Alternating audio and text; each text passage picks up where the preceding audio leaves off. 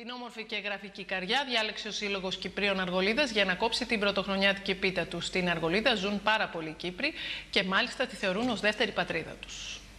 Μαζευτήκαμε εδώ στο ωραίο περιβάλλον της Καριάς και θυμόμαστε την πατρίδα μας και την ωραία Αργολίδα που μας δέχτηκε σαν δεύτερη πατρίδα. Κόβουμε την πίτα και ευχόμαστε σε όλο τον κόσμο χρόνια πολλά, καλή χρονιά.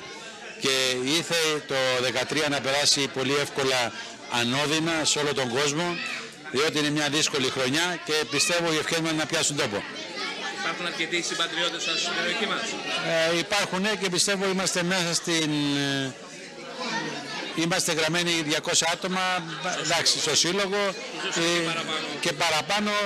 Τώρα είμαστε εδώ πέρα λιγότεροι γιατί είναι τέτοια ημέρα, υπάρχουν και άλλες υποχρεώσεις στους συμπατριώτες, διότι είναι μέσα ενεργά μέλη της κοινωνίας της Αργολίδος και βοηθάμε με οποιονδήποτε τρόπο την Αργολίδα.